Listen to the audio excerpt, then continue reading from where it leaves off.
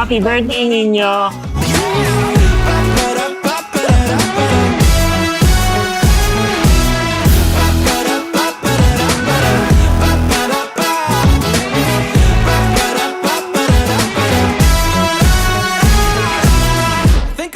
So, Mateo Nino, ang binigay namin pangalan kay Mateo kasi una, Gift from God. Mateo means gift from God.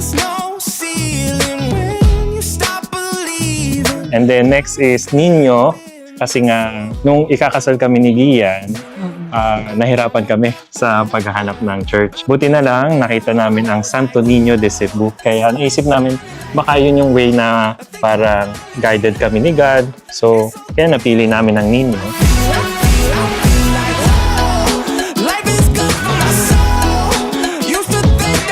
First birthday here at Pueblo Oros Residence, Mauvar, Batangas.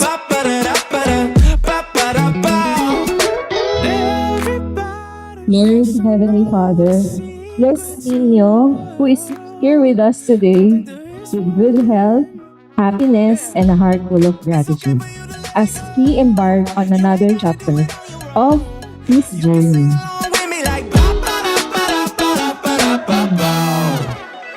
And I was like, whoa, sun is shining like gold.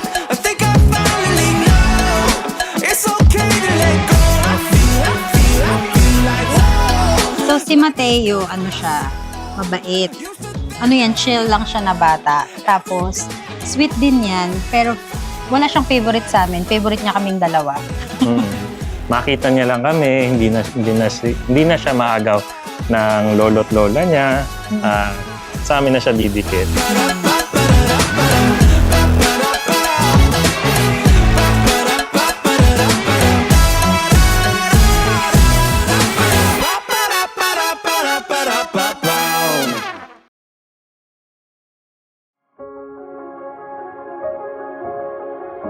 Tapos yun pa ang pinagpapasalamat namin kay Jesus.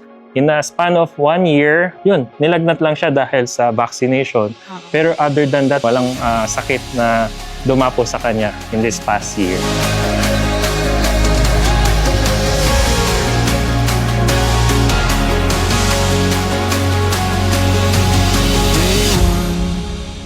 Yun ang kinakatuwa namin sa kanya. Yan, masayahin bata. Very, very rarely na iiyak siya.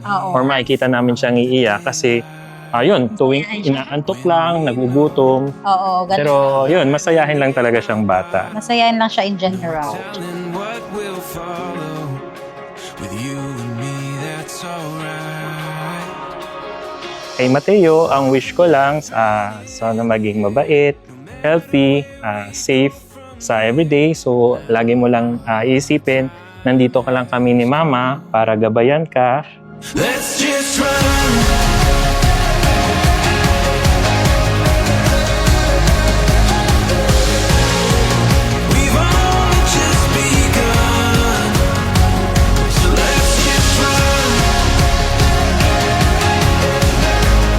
Ang wish ko sa kanya ay maging mas marami pa siyang blessing at saka mas maging blessing pa siya sa iba.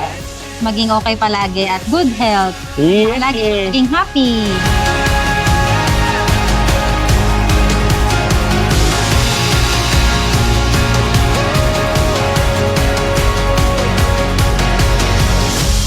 Wala naman kaming inaasam na gusto mo, kahit anong gusto mo paglaki. Basta yung best lang para sa'yo. Susuportahan ka namin. Okay?